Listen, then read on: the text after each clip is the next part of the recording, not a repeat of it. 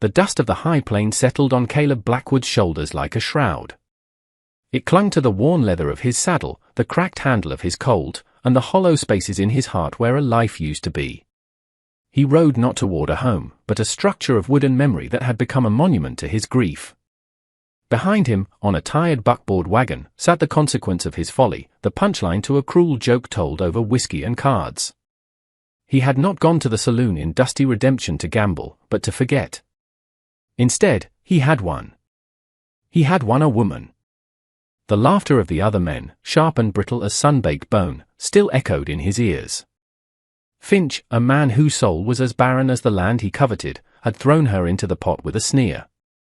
My indentured cook, he'd called her, though the word was a thin veil for something uglier.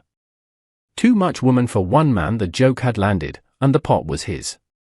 Now, the joke rode behind him, a silent, sizable woman named Agnes. He expected weeping, or pleading, or perhaps a fury that matched the storm inside his own chest. He expected anything but the profound stillness that radiated from her as he reined in his horse before the skeletal frame of his ranch house. She did not wait for him to help her down. She moved with a slow, deliberate weight, her feet landing on the parched earth with a soft finality. In the fading light, her shadow stretched long and deep, a stark figure against the unforgiving landscape. He strode toward her, the silence between them a living thing. His voice, when it came, was rust. The house is there. A room in the back. You work, you eat. It was a transaction, nothing more. Her eyes, the color of a twilight sky, met his. There was no fear in them, only a deep, unsettling knowing. She looked at his house, at the untended grave of his wife Martha on the nearby hill, and then back at him. Her voice was low, a current beneath a frozen river. I am not the curse you think I am, she said, and the words seemed to pull the last of the day's warmth from the air. The curse is the man who sent me here. He will come for what is yours, Mr. Blackwood. Not for me. A tremor, cold and sharp, ran through Caleb. It was not a fear of her, this woman won in a game of chance, but a terrifying premonition, a dread that her words were not a guess, but a prophecy forged in the same fire that had hardened her gaze. He had brought home a stranger, but he felt with chilling certainty that she had brought with her a reckoning. He showed her the room without another word. It was little more than a closet, furnished with a narrow cot and a single crate for a table. A film of dust covered everything, a fine grey powder that tasted of abandonment. He left her there, closing the door on her silence, and retreated to the cold comfort of a whiskey bottle.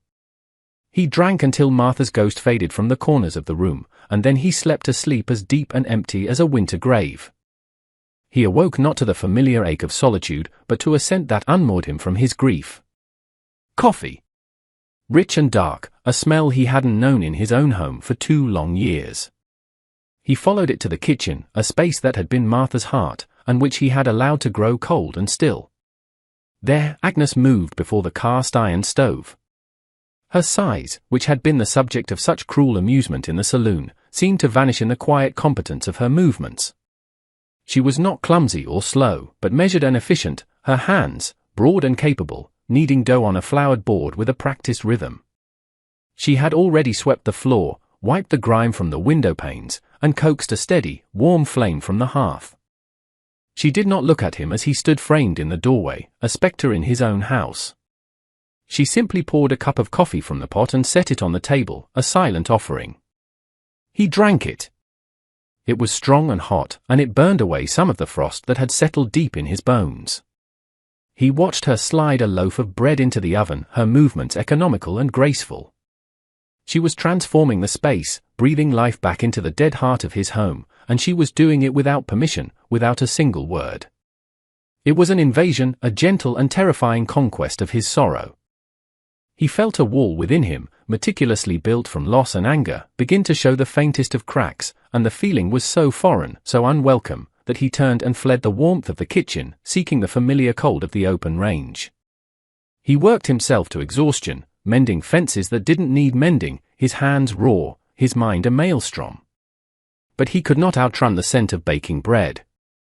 His daughter was a whisper. Lily, a child of 6, had faded into the background of his life after her mother's passing. Her laughter had been buried with Martha, her voice shrinking until it was lost entirely in the vast, echoing silence of the house. She moved like a phantom, her small, pale face a constant, heart-breaking reminder of all he had lost. She watched Agnes from the shadows, a tiny, wary creature observing an unknown beast. Her eyes, wide and solemn, followed the woman's every move. Agnes, for her part, seemed not to notice, or perhaps, she understood the language of wounded things. She did not try to speak to the girl, did not offer a false smile or a cooing word. She simply existed, a large, calming presence in the chaotic silence. She would leave a small, warm biscuit on the table where she knew Lily would find it.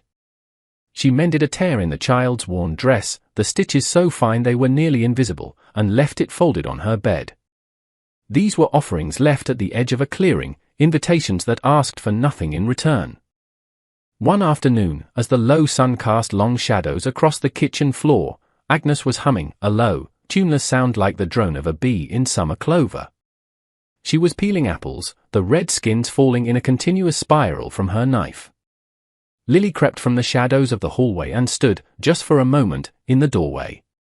Agnes did not turn. She simply sliced a piece of apple, crisp and white, and placed it on the edge of the wooden table. Then she went back to her work. For a long time, the slice of apple sat untouched. Caleb watched from the window, his breath held tight in his chest. Then, a small hand, thin as a bird's claw, darted out and snatched the offering. The child retreated back into the shadows to eat it, but she had crossed a threshold. A bridge, fragile and shimmering, had been built in the quiet space between a broken child and a discarded woman. For the first time in 2 years, Caleb felt a pang of something that was not grief, but a tentative, terrifying flicker of hope. He turned away from the window, his own heart a battlefield of warring emotions. The days bled into weeks, each one marked by the quiet rhythm Agnes had imposed upon the household. The sterile order of grief was replaced by the living order of care. The windows no longer looked like clouded eyes, they were clean, letting in the harsh, beautiful light of the plains. The scent of dust and decay was replaced by the smells of stew and polish and drying herbs. Caleb's flannel shirts, once frayed and buttonless, were now mended, the patches sewn with a neat, sturdy hand. He found a thick, woolen blanket, one of Martha's, washed and aired and folded at the foot of his bed. The gesture was so intimate, so presumptuous, that it angered him. He threw it to the floor. But in the cold heart of the night, when the wind scraped against the house like dry whispers, he found himself reaching for it, pulling its warmth around his shoulders, and hating himself for the comfort it gave. Agnes had claimed the small, fallow patch of earth behind the house that Martha had called a garden. With a spade and a relentless patience, she broke the hard, unforgiving soil. She worked from sunup to sundown, her large frame bent over the earth, her hands coaxing green shoots from the dirt. She spoke to the seedlings in a low murmur, a language of encouragement that Caleb could not comprehend. He watched her from a distance, this woman who nurtured life in a place defined by death. Her presence was a constant, low hum against the screaming silence of his loss. He never spoke to her of anything beyond the necessities of the ranch, and she never offered more than a quiet nod in return. Yet, a conversation was happening between them, in the shared space of the house, in the food she prepared, in the order she created from his chaos. He was a man who communicated through action, and he understood what she was doing. She was healing his home. The terrifying part was the slow, creeping realization that she might be healing him, too. He found himself noticing the small things, the way her brow furrowed in concentration when she sewed, the surprising gentleness in her hands as she weeded the garden, the deep, steady cadence of her breathing as she slept in the room down the hall. His world, once a monochrome of sorrow, was slowly, unwillingly, being filled with color. Lily's world was the first to regain its vibrancy.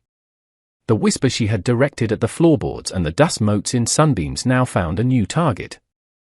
She began to speak to Agnes, her voice a fragile thread of sound.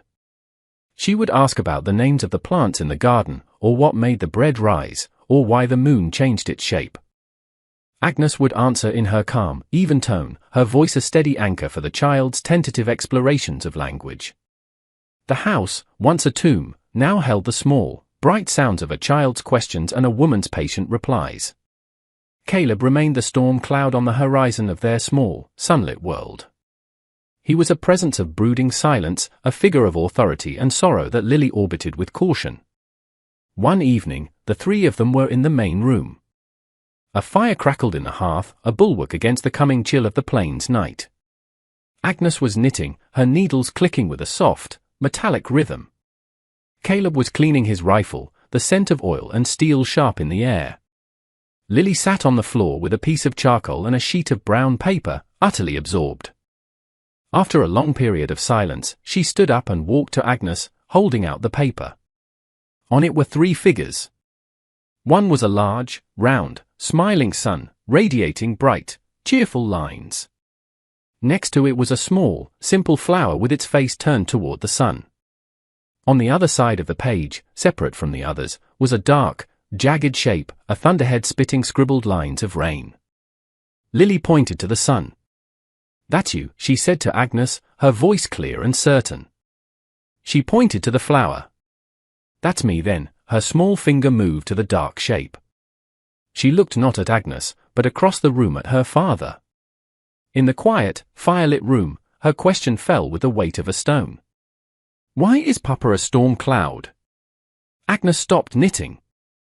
Caleb's hands froze on his rifle.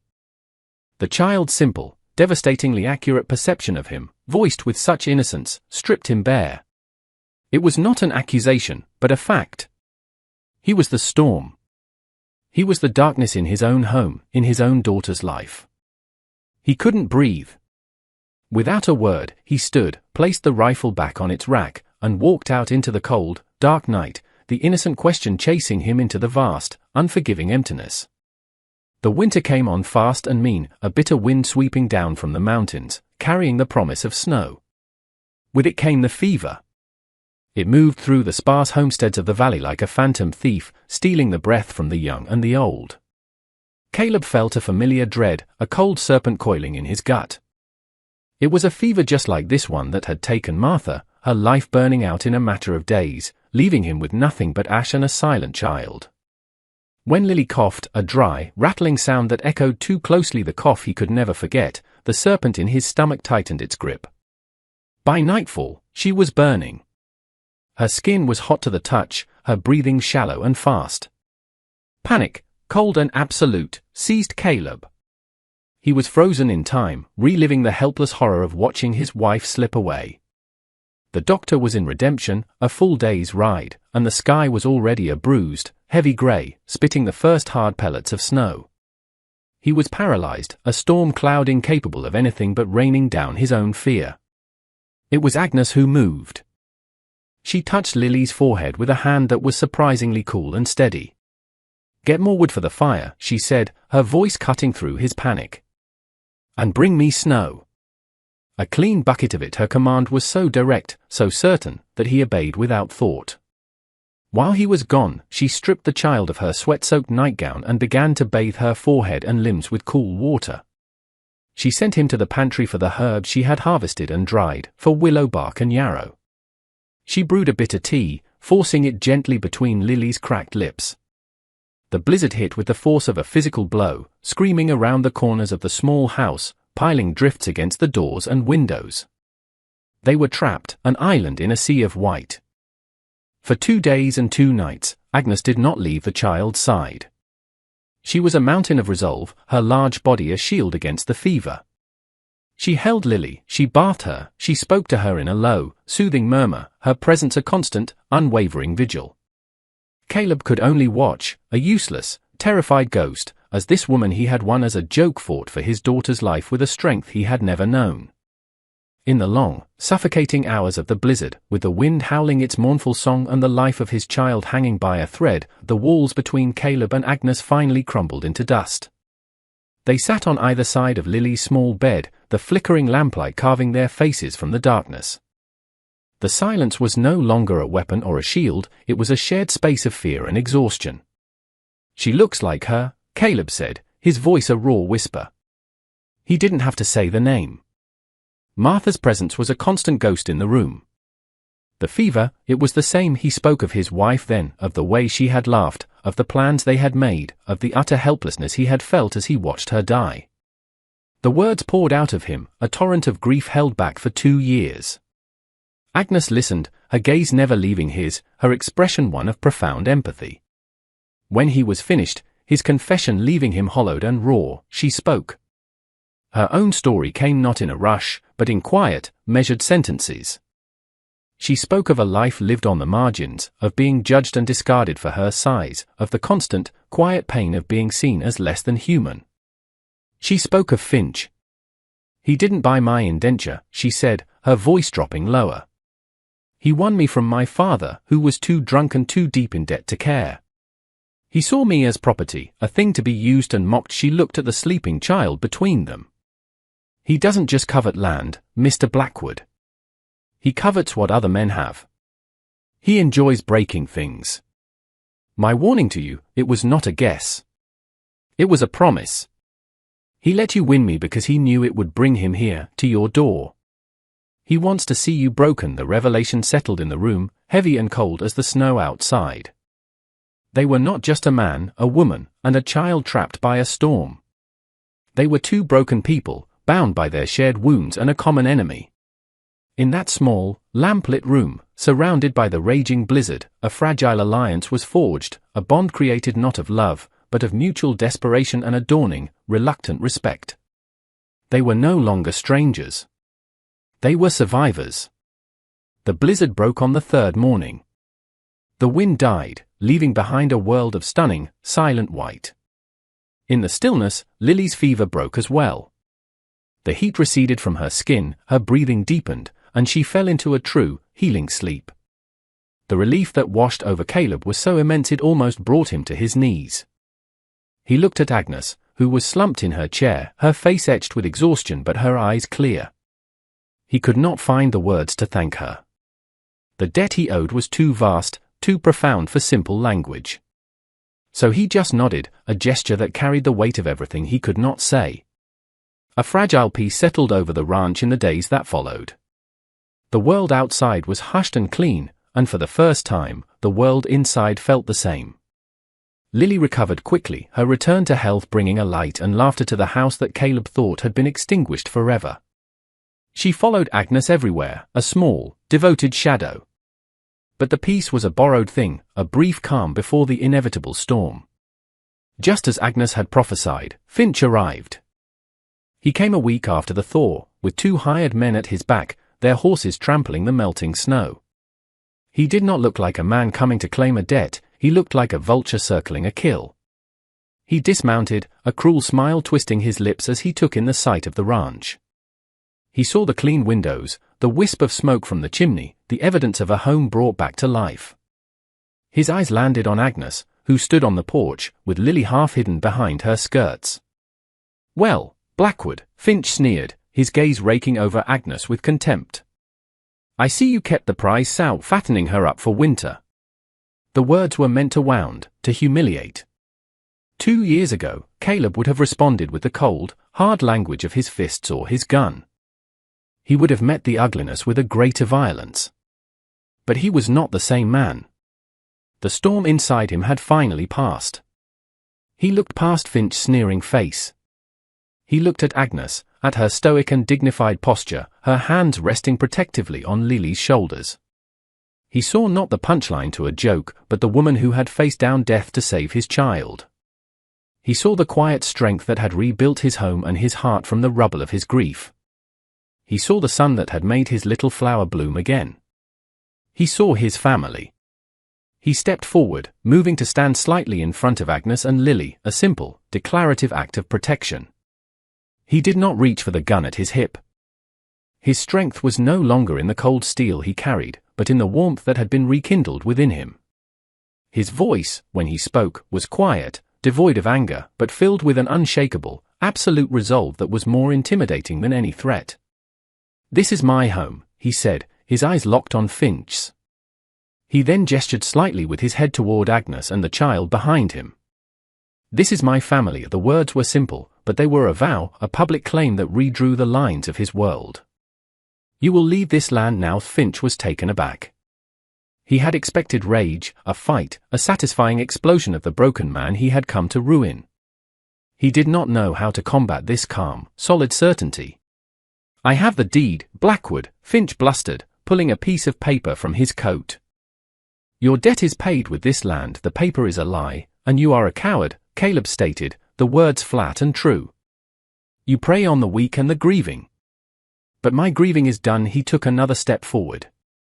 His men shifted, their hands moving toward their guns. Caleb did not flinch. "Leave, or you will be carried from this place." There was no hatred in his voice, only the cold promise of a man who had found something worth defending, something worth dying for. Finch, a bully who only understood the language of fear and dominance, saw something in Caleb's eyes he had never seen before, a man who was not afraid. He hesitated, his bluster failing him.